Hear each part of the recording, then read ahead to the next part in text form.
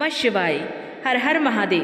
प्यारे मित्रों, स्वागत है आप सभी का आपके अपने चैनल शिव राम कथाएं में। शनिदेव की दिव्य पावन चमत्कारी कथा। जो मनुष्य शनिवार के दिन भगवान शनिदेव की इस दिव्य कथा को श्रद्धा और धैर्य से सुनता है, उसके जीवन में कभी भी दरिद्रता और असहनीय दुख स्थायी नहीं रहते हैं। जीवन के सारे कष्ट स्वयं मिट जाते हैं। प्रिय मित्रों, शनिवार का दिन न्याय के देवता श्री शनिदेव को समर्पित होता है। शनिदेव केवल दंड देने वाले देव नहीं है, वो कर्मों के शिक्षक है। वो हमें ये सिखाते हैं कि संयम, समय और सत्य के मार्ग पर चलकर हर अंधकार से बाहर निकला जा सकता है। यदि आपके जीवन में लगातार बाधाएं आ रही हैं, मेहनत के बाद भी फल नहीं मिल रहा है या मन भीतर से टूट चुका है, तो आज की ये दिव्य कथा आपके लिए एक संदेश लेके आई है। आइए इस पावन क्षण में भगवान शनिदेव का स्मरण करते हुए मन को शांत करें और उनके न्याय, करुणा और कृपा से जुड़ी इस कथा की ओर आगे बढ़ें। लेकिन प्रिय मित्रों, शनिवार व्रत कथा को आगे बढ़ाने से पहले आपको एक अत्यंत और गंभीर और सत्य बात अवश्य बताना चाहूँगी। हमारे प्राचीन धर्म ग्रंथों, विशेषकर गरुड़ पुराण और शनिदेव उपासना से जुड़े शास्त्रों में स्पष्ट रूप से कहा गया है कि शनिवार की व्रत कथा या शनिदेव की कोई भी कथा यदि बीच में छोड़ दी जाए तो वो केवल अधूरा ज्ञान ही नहीं देती है, बल्कि मन में शंका, भय और भ्रम भी पैदा करती है। शनिदेव कर्मों के न्यायाधीश है। वो अधूरी श्रद्धा और अधूरे विश्वास को पूर्ण फल नहीं देते हैं। अधूरी कथा, अधूरा व्रत और अधूरा संकल्प मनुष्य को सही मार्ग से भटका सकता है। इसीलिए प्रिय मित्रों, आपसे विनम्र निवेदन है कि आज की इस शनिवार व्रत कथा को बड़ी ही श्रद्धा, धैर्य और शांति के साथ अंत तक अवश्य सुने, क्योंकि ये केवल एक कथा नहीं है, ये आपके कर्मों का दर्पण है, जिसमें आप अपने जीवन की गलतियों, परीक्षाओं और सुधार के मार्ग को स्पष्ट रूप से देख पाएंगे। हो सकता है इस कथा का कोई एक प्रसंग, कोई एक सीख या शनिदेव का कोई एक संदेश आपके जीवन के कष्टों को हल्का कर दे, आपको अन्याय से बचा ले और उस अंधकार से बाहर निकाल दे जिसमें अनजाने में आप फंस चुके हो। और यदि आप सच्चे मन से शनिवार व्रत रखने वाले सनातनी हैं, तो ये आपका धर्म भी है कि इस पावन संदेश को केवल अपने तक सीमित ना रखें। इस कथा को अधिक से अधिक लोगों तक पहुँचाएं, ताकि वो भी शनिदेव की कृपा, उनका न्याय और कर्मों का सत्य समझ सके। इसीलिए इस वीडियो को लाइक करें, अपने परिवार और मित्रों के साथ साझा करें और हमारे चैनल शिव राम कथाएं को सब्सक्राइब करना ना भूलें, ताकि हर शनिवार आपको शनिदेव से जुड़ी सच्ची कथाएं, व्रत विधियाँ और जीवन बदल देने वाली शिक्षाएं निरंतर मिलती रहे। और कमेंट बॉक्स में जय शनिदेव जरूर लिख दें। आज मैं आपको सुमेरपुर गांव की एक ऐसी सत्य और भावुक घटना सुनाने जा रही हूँ, जो ये सिद्ध करती है कि शनिदेव कभी भी किसी के साथ अन्याय नहीं करते हैं। ये दिव्य कथा है विश्वास, धैर्य और कर्म फल की। यदि आपके जीवन में भी परेशानियां समाप्त होने का नाम नहीं ले रही है, यदि बार बार प्रयत्न करने पर भी सफलता हाथ नहीं लग रही, तो शनिदेव की इस पावन कथा को एक बार सच्चे मन से अवश्य सुन के देखिए।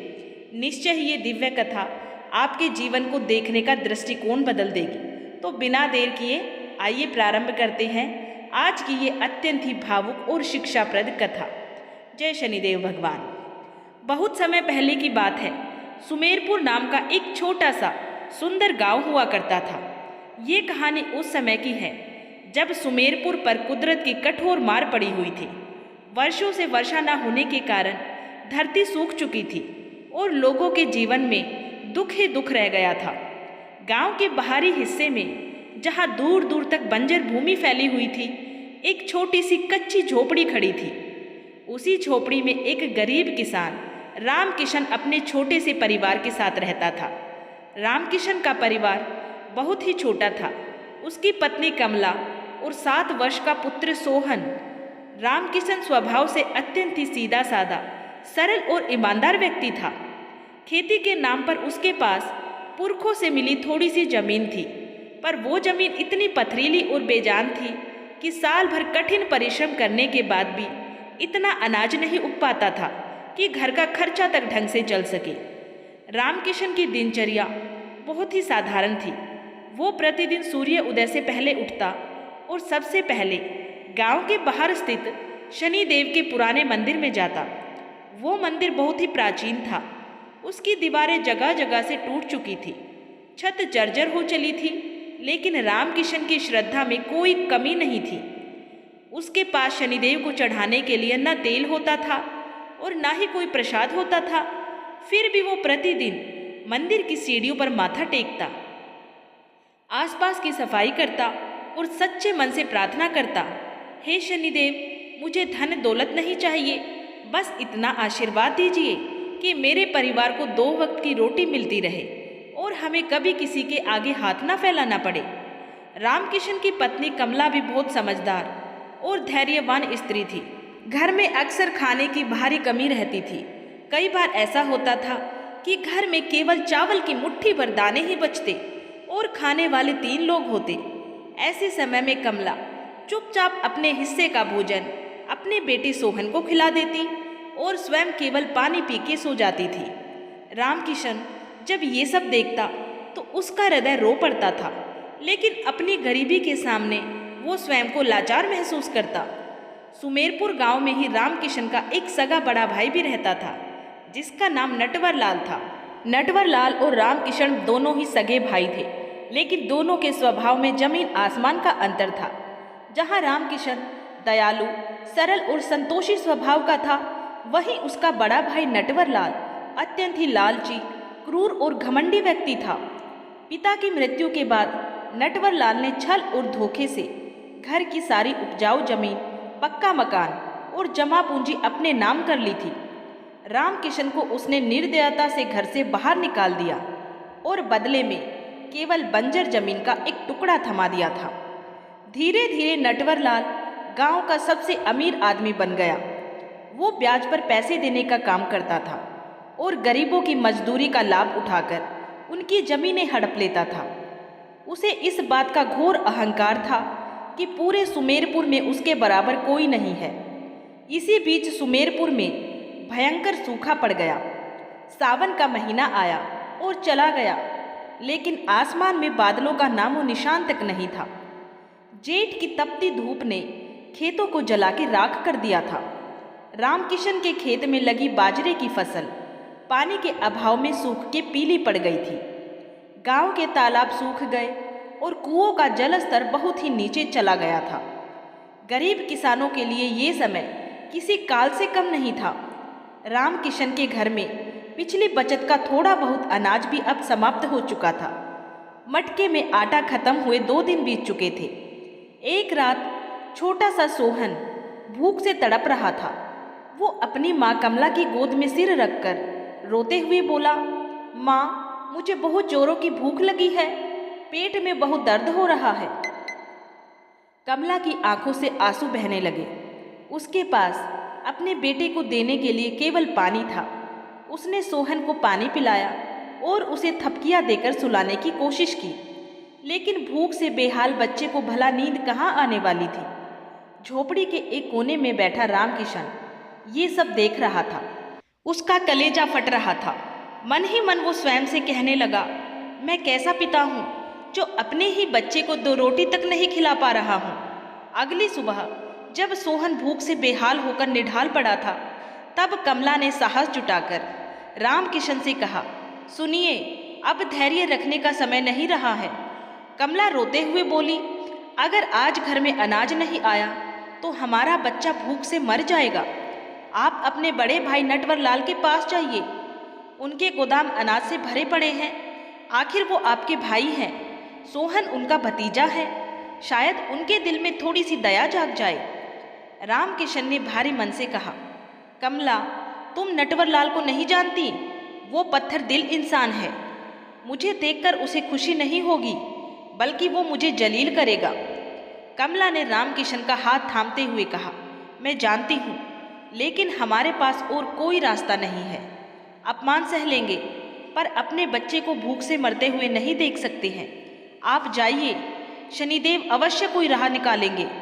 रामकिशन मन पे पत्थर रखकर नटवर लाल की हवेली की ओर चल पड़ा।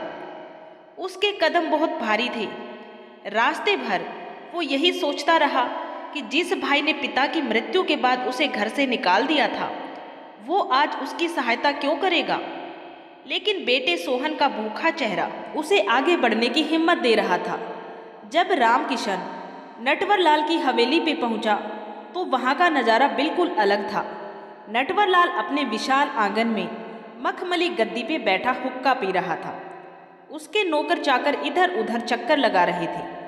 हवेली के एक कोने में अनाज की बोरियों का ऊंचा ढेर लगा हुआ था। रामकिशन दबे पांव अंदर पहुंचा और दूर से ही हाथ जोड़ के खड़ा हो गया। जैसे ही नटवरलाल की नज़र उस पे पड़ी, उसके चेहरे पर एक कुटिल मुस्कान फैल गई। वो व्यंग्य भरी आवाज में बोला, अरे गरीब खाने में आज बिल्ली कैसे आ गई? क्या बात है रामकिशन, आज रास्ता कैसे भूल गया? या फिर शनिदेव ने ही तुझे मेरे पास भीख मांगने भेज दिया है? रामकिशन ने सिर झुका लिया और विनम्र स्वर में बोला, भैया मैं आपसे भीख मांगने नहीं आया हूँ। मैं बड़ी मुसीबत में हूँ। सुमेरपुर में भयंकर सूखा पड़ा है, ये आप भी जानते हैं। मेरे खेत में कुछ नहीं हुआ, घर में खाने को एक दाना तक नहीं है। मेरा सोहन 2 दिनों से भूखा है। यदि आप मुझे थोड़ा सा अनाज उधार दे दे तो मैं जीवन भर आपका आभारी रहूँगा। अगली फसल आते ही आपका एक एक दाना लौटा दूंगा। ये सुनते ही नटवरलाल जोर जोर से हंस पड़ा। उसकी हंसी की गूंज से रामकिशन का हृदय कांप उठा। नटवरलाल व्यंग्य करते हुए बोला, उधार और तुम चुकाओगे? रामकिशन अपनी औकात भूल रहे हो। तुम्हारे पास चुकाने के लिए है ही क्या? वो बंजर जमीन, उस पर तो घास तक नहीं उगती है। मैं व्यापारी हूँ, बिना फायदे के किसी से बात नहीं करता हूँ।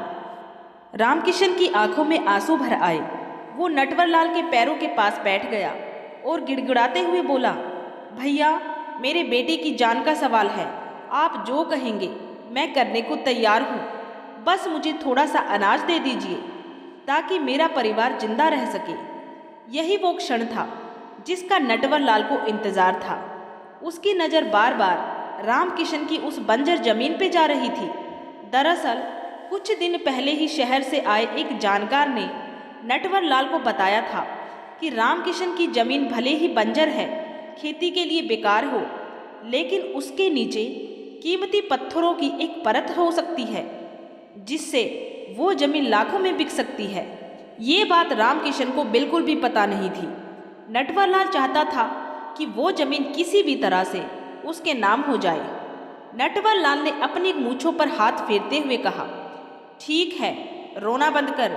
मैं तुझे खाली हाथ नहीं भेजूंगा। आखिर हम भाई हैं। मैं तुझे 5 बोरी अनाज और कुछ पैसे दे दूंगा ताकि तू अगले कुछ महीने आराम से निकाल सके।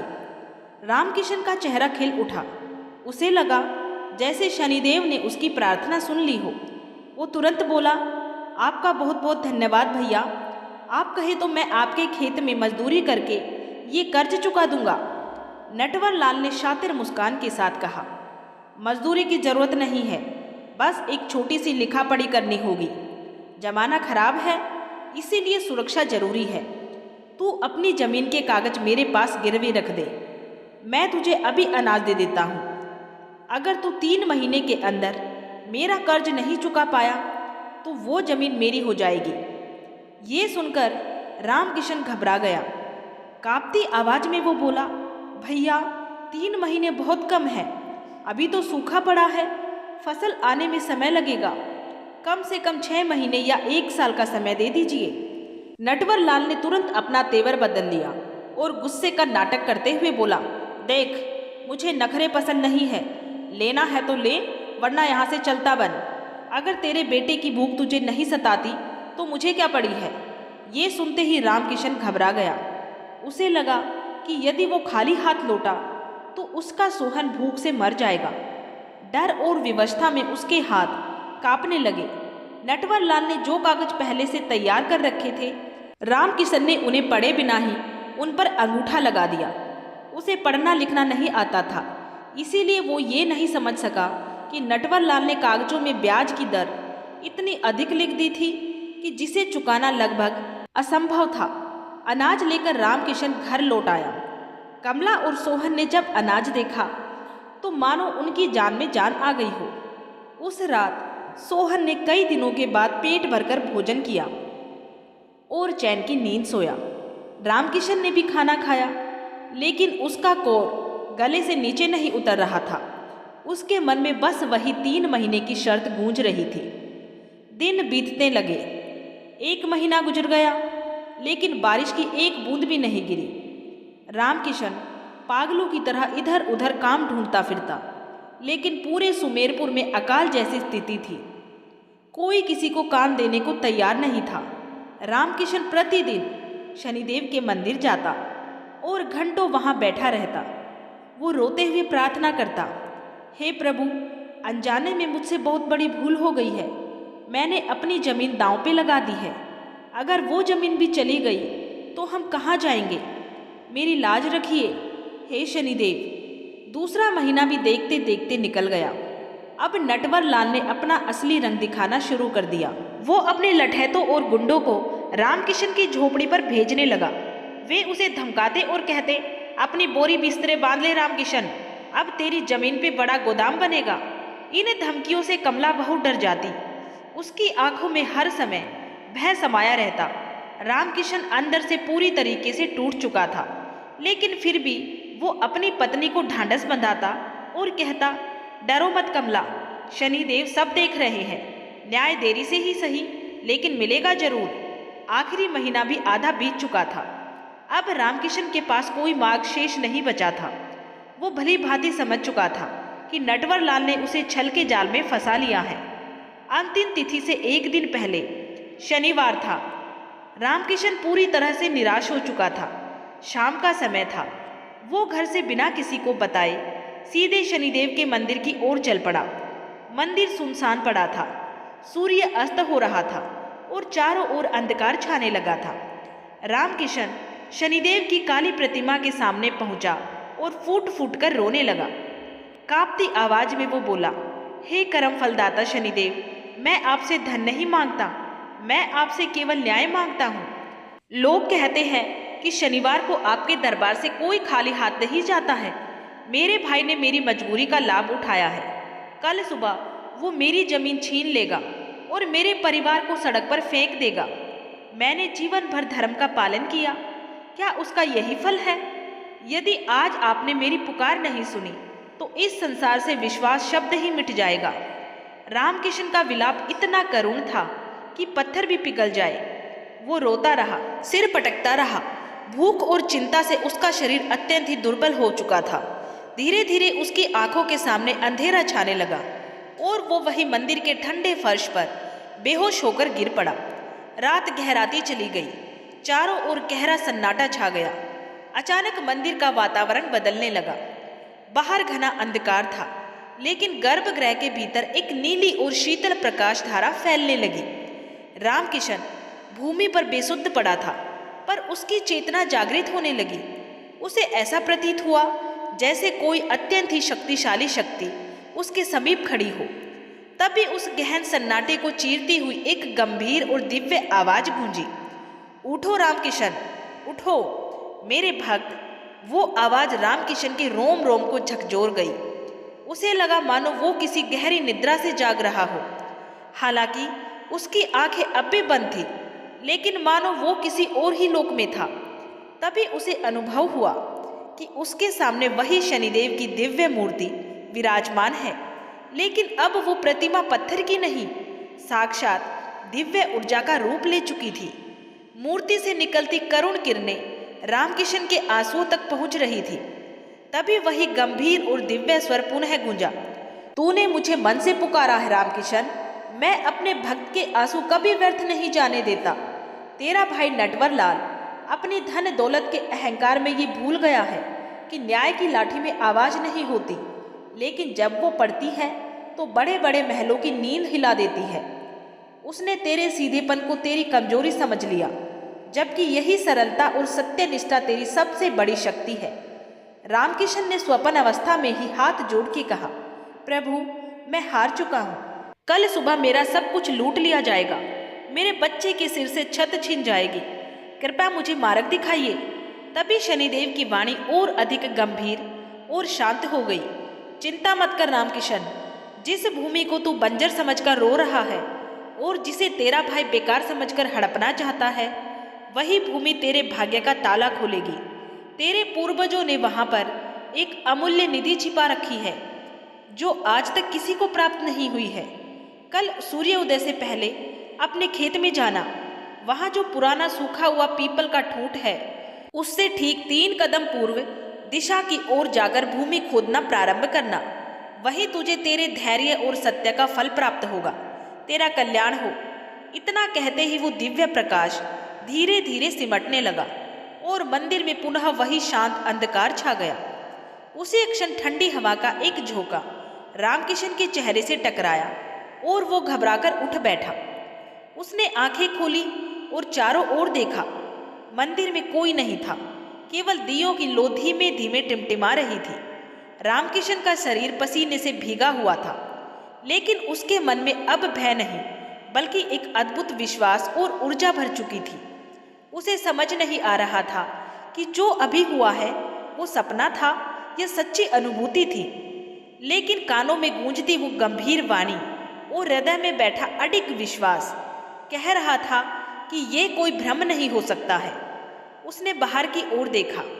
आकाश में तारे मध्यम पड़ रहे थे और पूर्व दिशा में हल्का सा उजाला फैलने लगा था। ब्रह्म मुहूर्त का समय हो चुका था। रामकिशन ने तुरंत शनिदेव की मूर्ति के आगे माथा टेका और एक पल भी गवाए बिना मंदिर से बाहर निकल पड़ा। अब उसके कदमों में थकान नहीं बल्कि एक अद्भुत वेग और दृढ़ता थी। वो मानो हवा से बातें करता हुआ अपने घर की ओर दौड़ पड़ा। जब वो अपनी झोपड़ी के पास पहुंचा तो देखा कि कमला जाग रही थी और दरवाजे पर बैठी उसी का इंतजार कर रही थी। रामकिशन को इस तरह से बदहवास हांफता हुआ और पसीने से तरबतर देखकर कमला घबरा गई। वो दौड़कर उसके पास आई और घबराई हुई बोली, ये कैसी हालत बना ली है आपने? क्या नटवरलाल के आदमियों ने कुछ कहा है? रामकिशन की सांसें तेज चल रही थी। उसने कमला के कंधे पकड़ते हुए कहा, कमला घबराओ मत, नटवरलाल के आदमियों ने कुछ नहीं कहा। मैं मंदिर गया था, मुझे शनिदेव ने रास्ता दिखाया है। कमला हैरान रह गई। क्या कह रहे हैं आप ठीक तो है ना? रामकिशन की आंखों में एक अलग ही चमक थी। उत्तेजित स्वर में वो बोला, कमला मुझे कोई सपना नहीं आया। नहीं, वो सपना नहीं था, वो साक्षात आदेश था। शनिदेव ने कहा है कि हमारे खेत में कुछ है, मुझे अभी जाना होगा, मुझे खुदाई करनी होगी। कमला को लगा कि शायद लगातार भूख, चिंता और तनाव के कारण रामकिशन का मानसिक संतुलन बिगड़ गया है। उसने उसे शांत करने की कोशिश की। सुनिए, आप शांत हो जाइए, आप रात भर सोए नहीं हैं, वहाँ केवल पत्थर और धूल है। उस बंजर जमीन में भला क्या मिलेगा? पहले अंदर चलिए, थोड़ा पानी पी लीजिए। लेकिन रामकिशन की आंखों में जो विश्वास था वो किसी तर्क से डगमगाने वाला नहीं था। उसने दृढ़ स्वर में कहा, नहीं कमला, अब रुकने का समय नहीं है। आज आखिरी दिन है। आज नटवरलाल हमारी जमीन लेने आएगा। उससे पहले मुझे वही करना होगा जो मुझे प्रभु ने बताया है। मुझे जल्दी से फावड़ा ला कर दो। रामकिशन की जिद और उसके स्वर की दृढ़ता के आगे कमला को झुकना पड़ा। डरते डरते वो घर के कोने में रखे पुराने जंग लगे फावड़े को उठाकर रामकिशन के हाथों में थमा देती है। उस क्षण कमला को नहीं पता था कि ये फावड़ा उनके भाग्य की दिशा बदलने वाला है। रामकिशन फावड़ा लेकर उल्टे पांव अपने बंजर खेत की ओर दौड़ पड़ा। कमला भी उसके पीछे पीछे चल पड़ी, ये देखने के लिए कि आखिर वो करने क्या जा रहा है। सोहन अभी गहरी नींद में सो रहा था।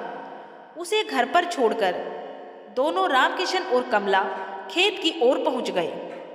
सुबह की पहली किरण अभी धरती पर पड़ी भी नहीं थी। चारों ओर सन्नाटा था और खेत वीरान पड़ा हुआ था। रामकिशन सीधे उस स्थान पे पहुंचा जहां वर्षों पुराना एक सूखा हुआ पीपल का ठूंठ खड़ा था। उस ठूंठ को देखते ही रामकिशन को अपने बचपन की याद आ गई। उसे याद आया कि उसके पिता अक्सर इसी पीपल के नीचे बैठा करते थे। उसे शनिदेव का आदेश स्मरण हो आया। पीपल के ठूंठ से 3 कदम पूर्व दिशा की ओर रामकिशन ने ध्यान से कदम नापे, 1, 2, 3 और वो वहीं रुक गया। उसने आकाश की ओर देखा और मन ही मन बोला, जय शनिदेव। फावड़ा कसकर पकड़कर उसने जमीन पे पहला वार किया। सूखी और पथरीली भूमि पर फावड़ा चलाना आसान नहीं था। मिट्टी लोहे की तरह सख्त हो चुकी थी। ठक, एक तेज आवाज हुई। फावड़ा जमीन से टकराकर उछल गया। उसके हाथों में झंझनाहट दौड़ गई, लेकिन रामकिशन रुका नहीं। उसने दोबारा से वार किया, फिर तीसरा वार किया। कमला किनारे खड़ी ये सब देख रही थी। उसके समझ में नहीं आ रहा था कि रामकिशन इस तरह से पागलों सा सूखी जमीन क्यों खोद रहा है। अब सूरज की रोशनी फैलने लगी थी। इसी बीच गांव के कुछ लोग जो सुबह सुबह शौच के लिए या खेतों की ओर जा रहे थे, रामकिशन को पसीने में लथपथ देखकर रुक गए। लोग आपस में बातें करने लगे। एक बोला, अरे देखो, आज तो नटवरलाल इनकी जमीन लेने वाला है और ये यहाँ खजाना ढूंढ रहा है। दूसरा हंसते हुए बोला, बेचारा सदमे में आ गया है। कर्ज आदमी को पागल ही कर देता है। लोगों की हंसी और ताने रामकिशन के कानों तक पहुंच रहे थे, लेकिन उसका ध्यान केवल एक ही बात पर था, खोदते रहने पर। उसकी आंखों में थकान नहीं, बल्कि एक अडिग विश्वास था। रामकिशन के हाथों में छाले पड़ चुके थे। छालों से खून रिस रहा था और फावड़े के हत्थे को लाल कर रहा था। पसीने की बूंदें उसकी आंखों में जा रही थी। शरीर थक चुका था, लेकिन उसका संकल्प नहीं टूटा। मन ही मन वो बोल रहा था, हे प्रभु, आपने कहा है तो कुछ ना कुछ अवश्य होगा। जब तक शरीर में प्राण है, मैं रुकने वाला नहीं हूँ। करीब 2 घंटे बीत चुके थे। रामकिशन 3-4 फीट गहरा खड्डा खोद चुका था, लेकिन मिट्टी और पत्थरों के सिवा वहाँ कुछ भी नहीं निकला। अब कमला रो पड़ी। वो पास आई और बोली, बस कीजिए अब, शायद भगवान ने हमारी किस्मत में यही लिखा है। चलिए घर चलिए, नटवरलाल आता ही होगा। रामकिशन गड्ढे के भीतर ही खड़ा था। उसने कमला की ओर देखा और टूटी हुई आवाज में बोला, नहीं कमला, मेरा विश्वास गलत नहीं हो सकता है। बस थोड़ा सा और, बस थोड़ा सा और। तभी दूर से धूल का गुब्बार उठता दिखाई दिया। ये नटवरलाल की सवारी थी। उसके साथ गांव का पटवारी और 4-5 लठैत भी थे। नटवरलाल बड़ी शान से घोड़े से उतरा। उसके चेहरे पर विजय की मुस्कान थी। उसने अपनी घड़ी देखी और ऊंची आवाज में बोला, अरे वाह रामकिशन, तू तो बड़ा मेहनती निकला। मेरे लिए जमीन पहले से ही तैयार कर रहा है क्या, ताकि मैं आराम से गोदाम की नींव रख सकूं। उसके साथ आए लोग जोर जोर से हंसने लगे। नटवरलाल गड्ढे के किनारे आया और नीचे खड़े रामकिशन को देख के बोला, बाहर निकल, 3 महीने पूरे हो चुके हैं। सूरज ऊपर चढ़ाया है। अब ये जमीन कानूनी तौर पर मेरी है। पटवारी साहब, इसे दिखाइए। रामकिशन ने ऊपर देखा। नटवरलाल का चेहरा उसे किसी राक्षस जैसा प्रतीत हुआ। वो गिड़गिड़ाते हुए बोला, भैया बस थोड़ी देर और रुक जाइए। मुझे विश्वास है इस जमीन के नीचे कुछ है। अगर वो मिल गया तो मैं आपका पूरा कर्ज ब्याज समेत अभी चुका दूंगा। नटवरलाल क्रूर हंसी के साथ हंस पड़ा। पागल हो गया है क्या? इस बंजर जमीन के नीचे क्या मिलेगा? हड्डियाँ? अब और नाटक नहीं, बाहर निकल, वरना मेरे आदमी तुझे खींचकर बाहर निकालेंगे और धक्के मारकर गांव से बाहर फेंक देंगे। नटवरलाल ने अपने आदमियों को इशारा किया। 2 लठैत गड्ढे की ओर बढ़े। कमला बीच में आ गई, हाथ जोड़कर बोली, हमें थोड़ा समय और दे दीजिए। लेकिन नटवरलाल ने उसकी बात अनसुनी कर दी और एक लठैत ने कमला को जोर से धक्का दे दिया। कमला जमीन पर गिर पड़ी। पत्नी को गिरता देख रामकिशन के भीतर दबा हुआ क्रोध जाग उठा, लेकिन उसने स्वयं को संभाला। उसने आखिरी बार अपनी पूरी शक्ति बटोरी और मन ही मन कहा, हे शनिदेव, ये मेरा अंतिम प्रयास है। अब मेरी लाज आपके हाथ में है। उसने जोर से जयकारा लगाया, जय शनिदेव, और फावड़े को पूरी ताकत से जमीन पर दे मारा। फावड़ा मिट्टी चीरता हुआ गहराई में गया और तभी एक अलग ही आवाज आई। ये आवाज़ पत्थर से टकराने की नहीं थी, ये धातु से धातु के टकराने की आवाज़ थी। आवाज़ इतनी तेज और गूंजदार थी कि ऊपर खड़े नटवर लाल और उसके आदमियों के कान खड़े हो गए। सब एकदम चुप हो गए। रामकिशन का दिल जोर जोर से धड़कने लगा। उसने जल्दी जल्दी मिट्टी हटानी शुरू की। नीचे एक काले रंग का बड़ा सा संदूक दिखाई देने लगा। संदूक लोहे का था और उस पर अजीब सी नक्काशी बनी हुई थी जो सदियों पुरानी लग रही थी। रामकिशन चिल्लाया, कमला देखो देखो, यहाँ कुछ है। नटवर लाल की आंखें फटी की फटी रह गई। उसका लालच तुरंत जाग उठा। वो अपने आदमियों से चिल्ला के बोला, अरे देख क्या रहे हो, जाओ निकालो संदूक। ये जमीन अब मेरी है तो इसके अंदर से निकलने वाली हर चीज भी मेरी है। रामकिशन ने संदूक को कसकर पकड़ लिया और ऊपर देखते हुए शेर की तरह दहाड़ा, नहीं, ये जमीन अभी तुम्हारी नहीं हुई है नटवर लाल, अभी समय बाकी है। तुमने खुद कहा था अगर मैं कर चुका दूं तो जमीन मेरी होगी। अभी अभी तो दिन शुरू हुआ है। नटवर लाल घबरा गया। उसे लगा कि अगर संदूक में सचमुच खजाना निकला तो रामकिशन उसका कर्ज चुका देगा और उसके हाथ से जमीन भी जाएगी और खजाना भी। घबराहट में वो चिल्लाया, मारो इसे, छीन लो वो संदूक, ये धोखेबाज है।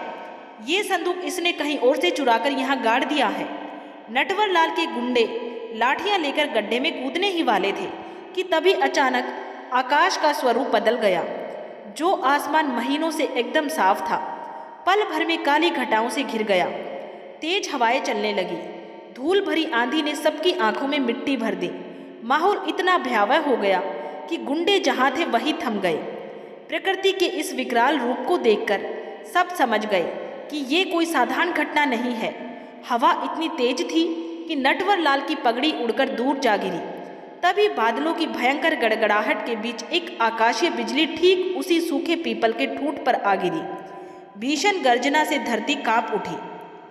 डर के मारे सब लोग जमीन पर लेट गए। जब धूल थोड़ी छटी तो देखा गया कि रामकिशन गड्ढे के भीतर संदूक को बाहर निकालने की कोशिश कर रहा है। आंधी और तूफान के बीच भी रामकिशन के शरीर पर एक खरोंच तक नहीं आई थी। ऐसा प्रतीत हो रहा था जैसे कोई अदृश्य शक्ति उसकी रक्षा कर रही हो। भारी मशक्कत के बाद रामकिशन ने उस विशाल लोहे के संदूक को गड्ढे से बाहर निकाल लिया। संदूक पर एक बड़ा सा ताला लगा हुआ था, लेकिन ताले में चाबी डालने की कोई जगह नहीं थी। उस पर शनिदेव का एक प्रतीक चिन्ह अंकित था। नटवर लाल कांपते कदमों से आगे बढ़ा, लेकिन उसका लालच उसके डर से कहीं बड़ा था। वो बोला, रामकिशन वो संदूक मुझे दे दे, इसके बदले में मैं तेरा सारा कर्ज माफ कर दूंगा। ये जमीन भी तुझे लौटा दूंगा, बल्कि और भी पैसे दे दूंगा। बस ये संदूक मुझे दे दे। रामकिशन ने उसकी ओर घृणा भरी दृष्टि से देखा और दृढ़ स्वर में कहा, नटवर लाल, अब मुझे तुम्हारे किसी एहसान की आवश्यकता नहीं है। जिसका रखवाला स्वयं महाकाल हो, उसे किसी इंसान के रहम की भीख नहीं मांगनी पड़ती। तभी शोर सुनकर सरपंच और गांव के लोग भी वहां इकट्ठा होने लगे। जो जहां था वहीं से दौड़ पड़ा। कुछ ही पलों में पूरा खेत लोगों से भर गया। सबकी निगाहें उस रहस्यमय संदूक पर टिकी थी और सबके मन में एक ही प्रश्न गूंज रहा था, आखिर इस संदूक के भीतर क्या है। सरपंच ने गंभीर स्वर में कहा, रामकिशन, अगर ये संदूक इसी जमीन से निकला है तो इसे सबके सामने ही खोले जाए। रामकिशन ने संदूक पर बने शनिदेव के चिन्ह पर श्रद्धा से अपना हाथ रखा। जैसे ही उसके पसीने से सने हाथों ने उस चिन्ह को स्पर्श किया, ताला अपने आप एक तेज झटके के साथ खुल गया। संदूक का ढक्कन धीरे धीरे ऊपर उठा। जैसे ही ढक्कन पूरी तरह खुला, वहां मौजूद हर इंसान की आंखें फटी की फटी रह गई। संदूक किसी साधारण खजाने से नहीं, बल्कि सोने की अशर्फियों और अनमोल रत्नों से लबालब भरा हुआ था। सुबह की पहली किरणें जब उन सोने के सिक्कों पर पड़ी तो उनकी चमक इतनी तीव्र थी कि लोगों को अपनी आंखों पर हाथ रखना पड़ गया। उसी सोने की चमक के बीच में एक काले रंग का चमकीला पत्थर रखा था, जो बिल्कुल शनिदेव की शिला जैसा प्रतीत हो रहा था। नटवर लाल का मुंह खुला का खुला रह गया। जिस बंजर जमीन को वो कौड़ियों के भाव हड़पना चाहता था, उसी जमीन ने आज सोना उगल दिया था।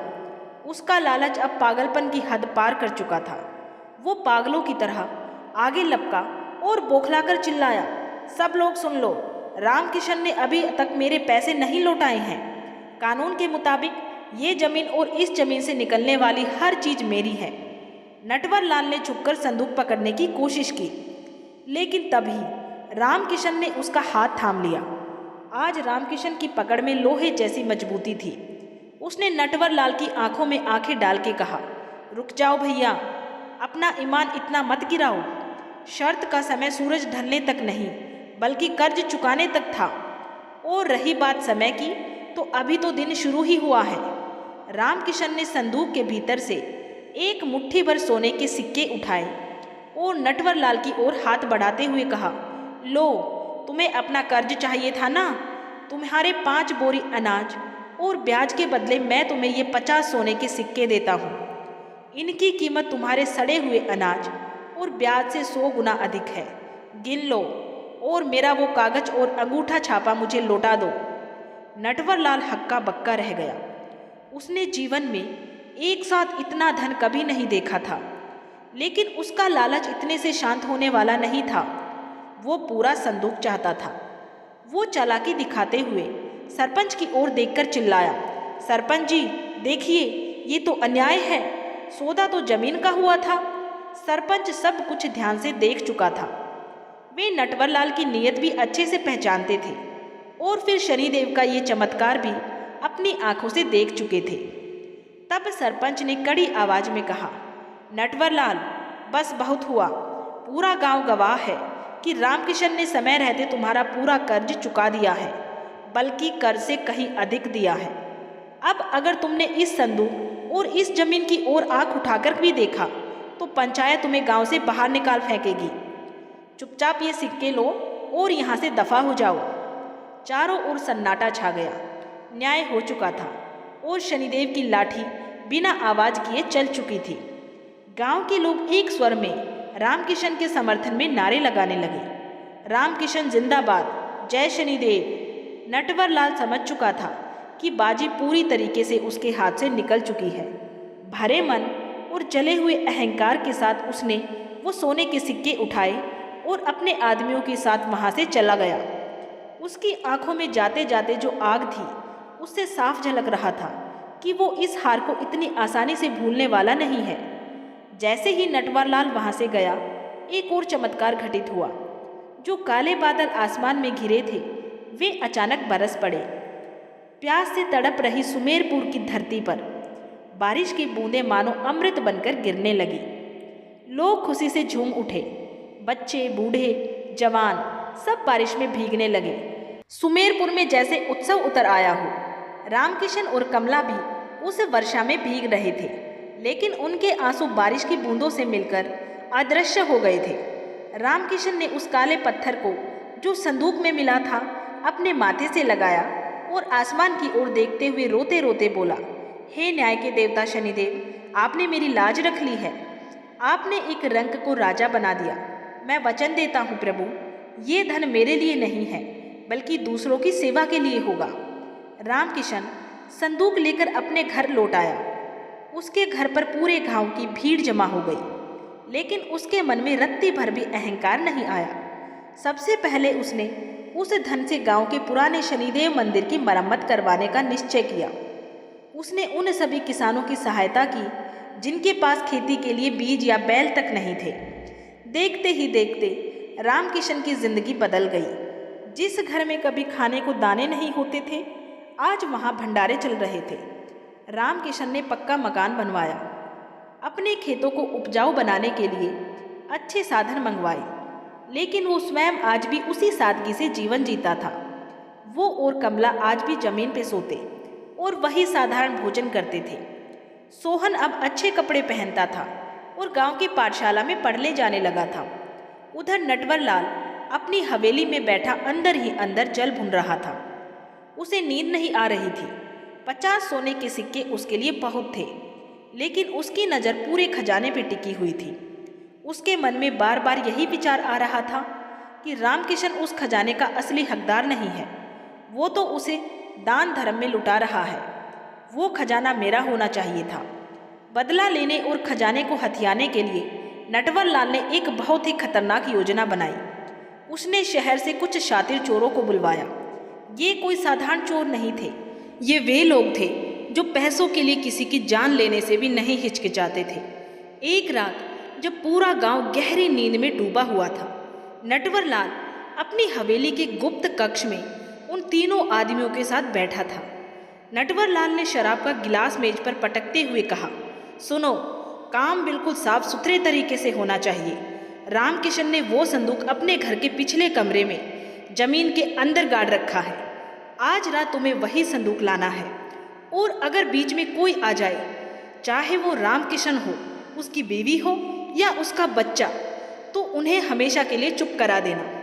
चोरों का सरदार, जिसका नाम कालिया था, उसने कमर से खंजर निकाला और मेज पर रखते हुए हंसकर बोला, सेठ जी, आप चिंता मत करो, आज की रात उसकी आखिरी रात होगी।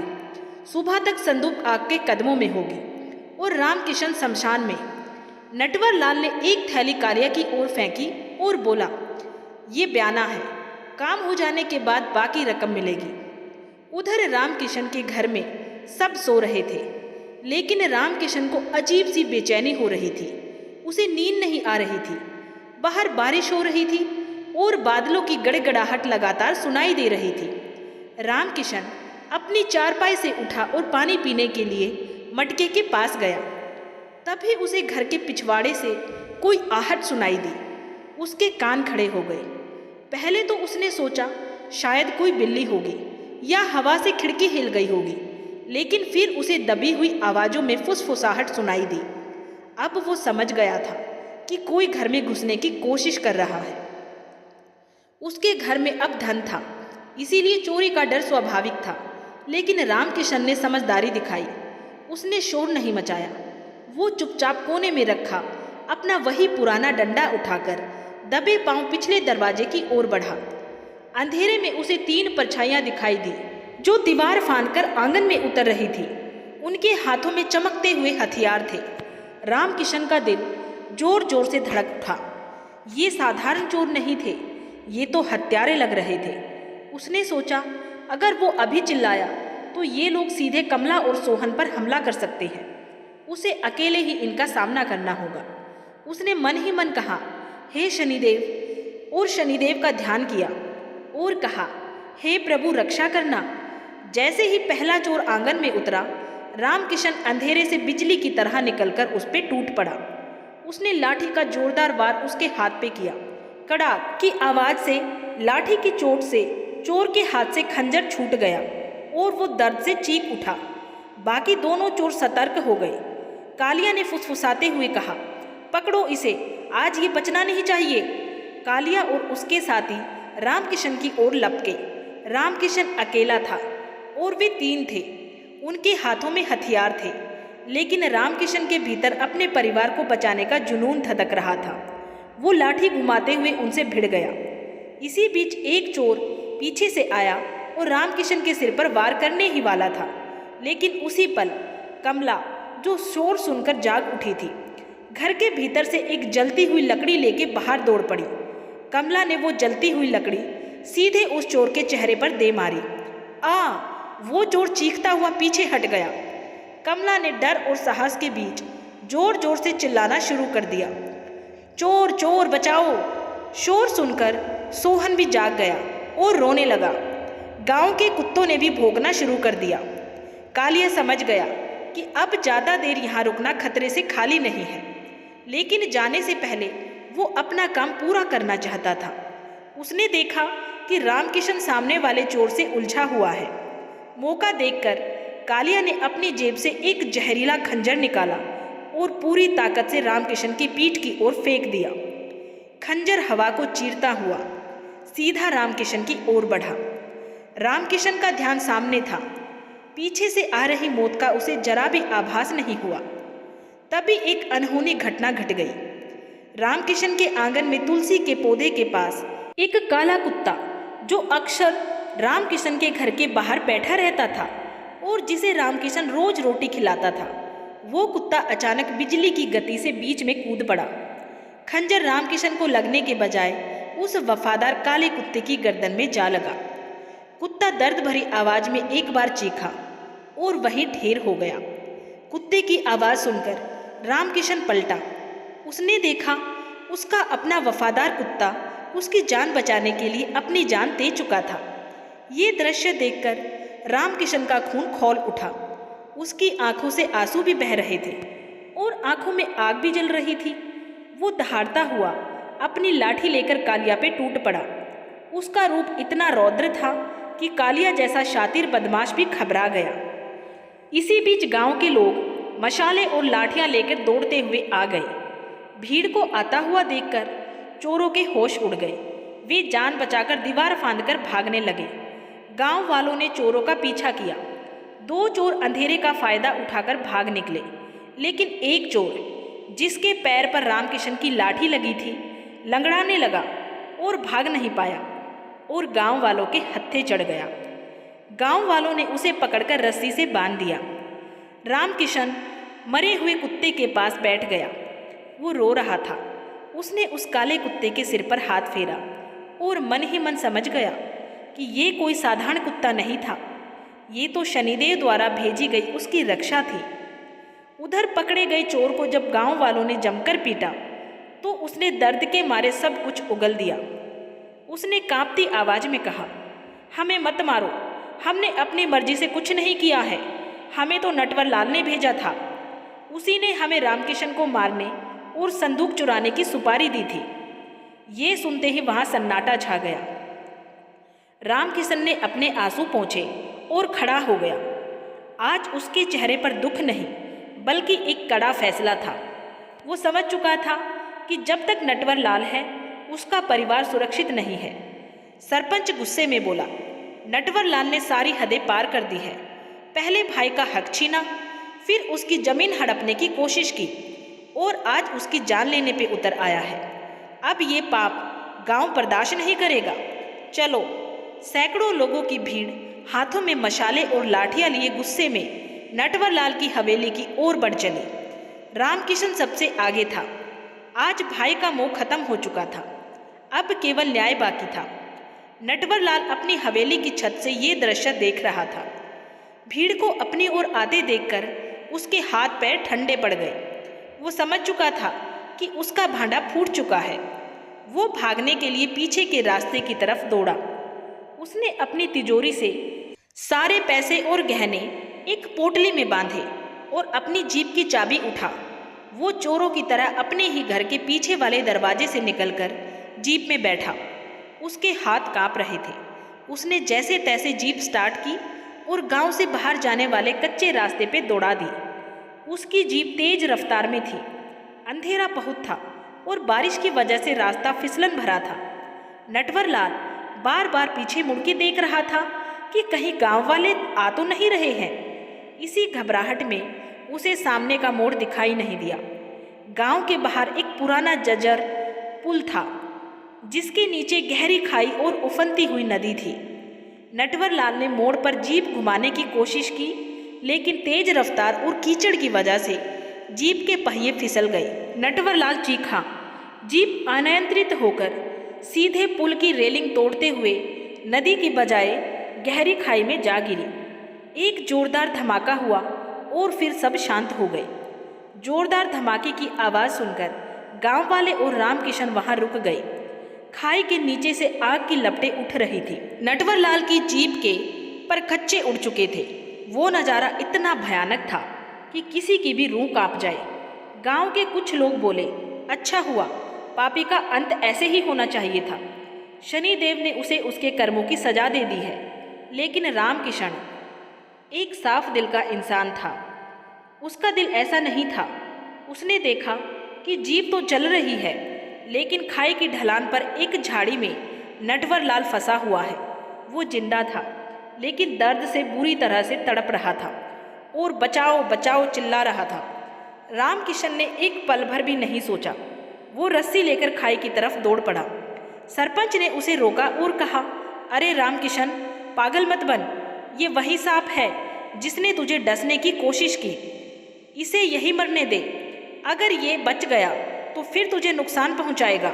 रामकिशन ने सरपंच का हाथ हटाते हुए कहा, उसने अपना कर्म किया, अब मुझे अपना धर्म निभाने दीजिए। वो मेरा भाई है, अगर मैं उसे मरता हुआ छोड़ दूंगा तो मुझ में और उसमें क्या फर्क रह जाएगा।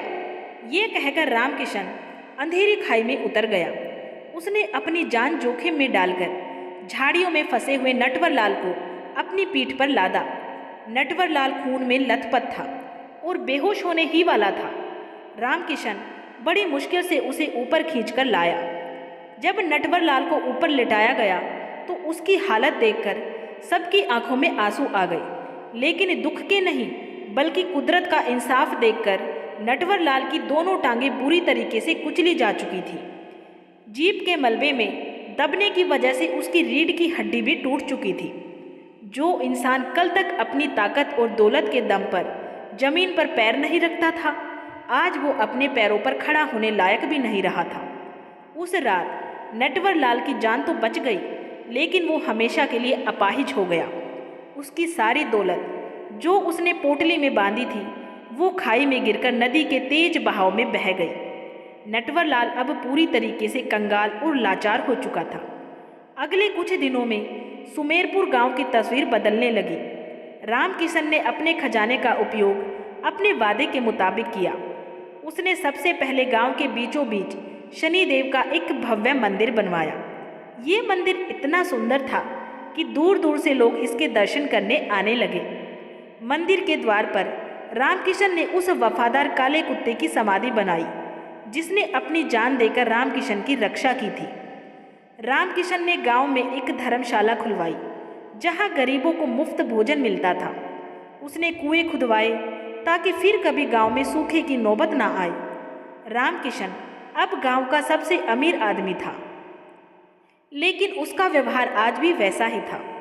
वो आज भी खेतों में काम करता और सबसे प्यार से मिलता। उधर नटवरलाल की हालत बहुत दयनीय हो गई थी। उसका वो बड़ा मकान कर्जदारों ने छीन लिया था, क्योंकि नटवरलाल ने लोगों के पैसे हड़प रखे थे और अब वो चुकाने की हालत में नहीं था। उसके पास रहने को छत भी नहीं बची थी। गांव का कोई भी व्यक्ति उसे पानी पिलाने को तैयार नहीं था। एक दिन रामकिशन अपनी पत्नी कमला के साथ मंदिर से लौट रहा था। उसने देखा कि मंदिर की सीढ़ियों के पास एक भिखारी फटे पुराने कपड़ों में बैठा है और आने जाने वाले लोगों से भीख मांग रहा है। वो भिखारी कोई और नहीं बल्कि उसका भाई नटवरलाल था। नटवरलाल का शरीर सूख चुका था, बाल बढ़ गए थे और वो जमीन पर घिसट घिसट कर चल रहा था। रामकिशन को उसे देखकर रोना आ गया। वो दौड़कर उसके पास गया और बोला, भैया ये आपकी क्या हालत हो गई है। नटवरलाल ने जब ऊपर देखा और अपने सामने रामकिशन को पाया तो वो शर्म से गड़ गया। उसकी आंखों में आंसू बहने लगे। उसने हाथ जोड़ के कहा, रामकिशन मुझे भैया मत कह, मैं तेरा गुनहगार हूँ।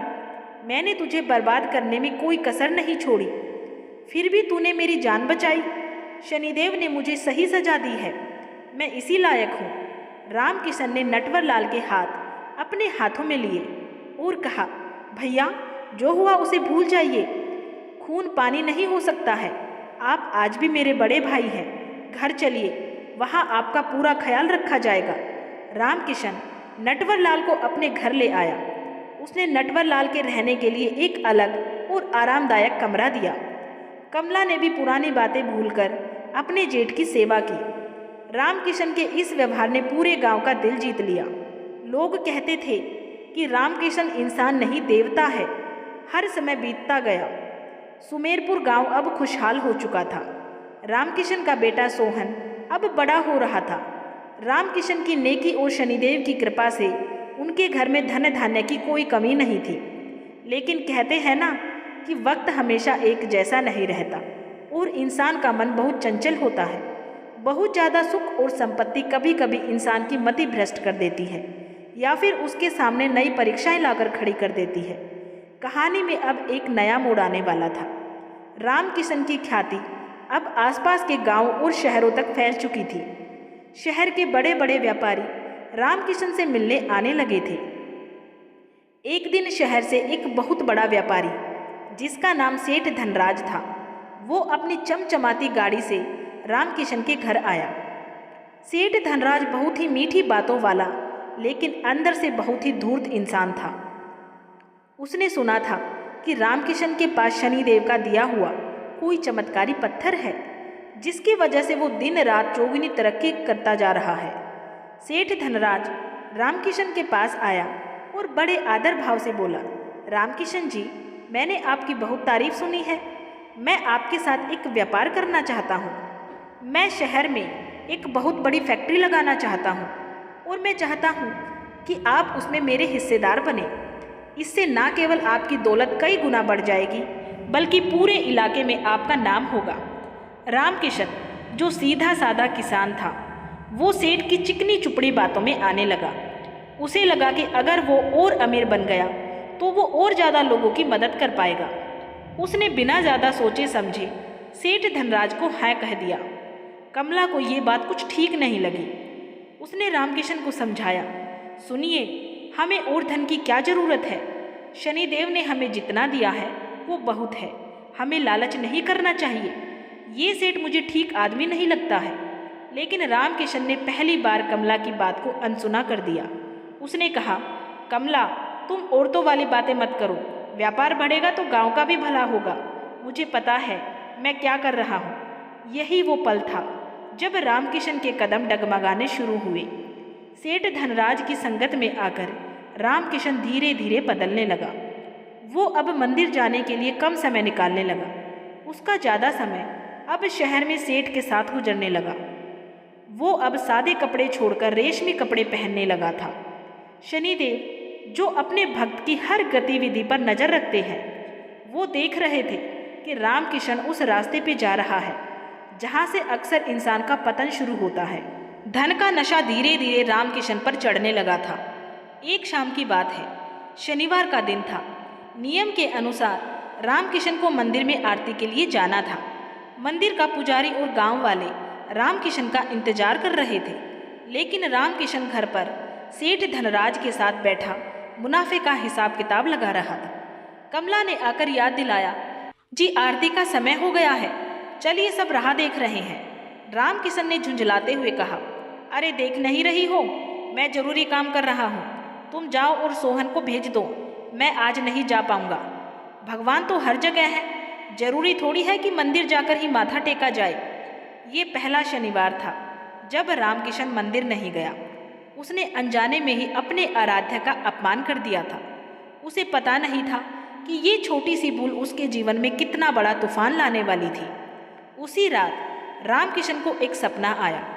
सपने में उसने देखा कि वो शनिदेव के मंदिर के सामने खड़ा है, लेकिन मंदिर का दरवाज़ा बंद है। वो दरवाज़ा खटखटा रहा है, लेकिन अंदर से कोई आवाज़ नहीं आ रही थी। तभी उसे अपने पीछे किसी के हंसने की आवाज़ आई। रामकिशन ने सपने में देखा कि वो पीछे मुड़कर देखता है तो वहाँ कोई और नहीं बल्कि वो खुद खड़ा था।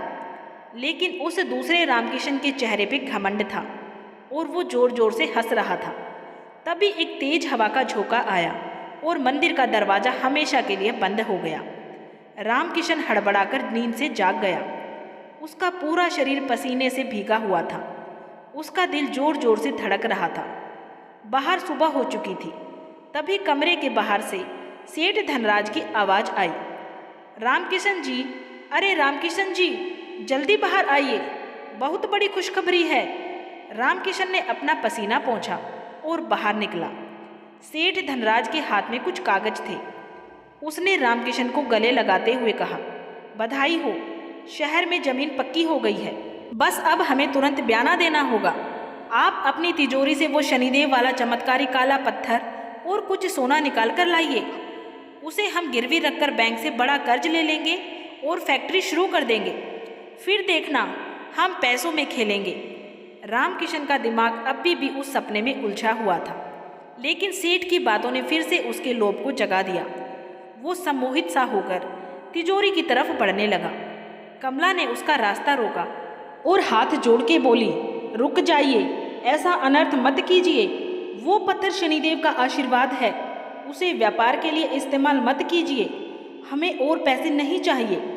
रामकिशन ने गुस्से में कमला को धक्का दे दिया और बोला, हटो रास्ते से, तुम मेरी तरक्की से जलती हो, आज मुझे कोई नहीं रोक सकता है। रामकिशन तिजोरी के पास गया, उसके हाथ कांप रहे थे। जैसे ही उसने तिजोरी खोली, उसके पैरों तले जमीन खिसक गई। तिजोरी खाली थी, ना वहाँ सोना था और ना ही वो चमत्कारी काला पत्थर। रामकिशन पागलों की तरह चीखा, ये कैसे हो सकता है? मेरी तिजोरी खाली कैसे हो गई? कमला, क्या तुमने चोरी की है? तभी पीछे से बैसाखियों के सहारे चलते हुए नटवरलाल वहाँ आया। उसने गंभीर आवाज में कहा, रामकिशन, कमला पर इल्जाम मत लगा, वो देवी है। तेरी तिजोरी से धन किसी इंसान ने नहीं चुराया, बल्कि ये तेरी नियत का फल है।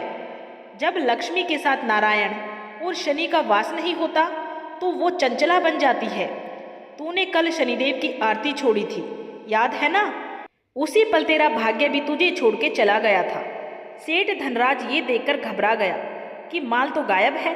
उसका असली रूप सामने आ गया। उसने चिल्ला के कहा, अरे भाड़ में गया तुम्हारा ज्ञान। रामकिशन, अगर पैसा नहीं है तो मेरा समय क्यों बर्बाद किया? तू तो एकदम कंगाल है। मैं जा रहा हूँ। सेठ धनराज जैसे ही मुड़ा, सामने सुमेरपुर थाने की पुलिस जीप खड़ी थी। थानेदार ने गाड़ी से उतरते ही सेठ धनराज को धा दबोचा। थानेदार ने रामकिशन से कहा, रामकिशन जी, आप बच गए।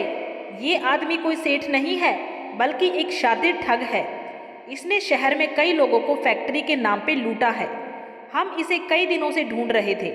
अच्छा हुआ आपने इसे कोई पैसा या कीमती सामान नहीं दिया, वरना वो कभी वापस नहीं मिलता। रामकिशन धम से जमीन पर बैठ गया। उसकी आंखों के सामने से लालच का पर्दा हट चुका था।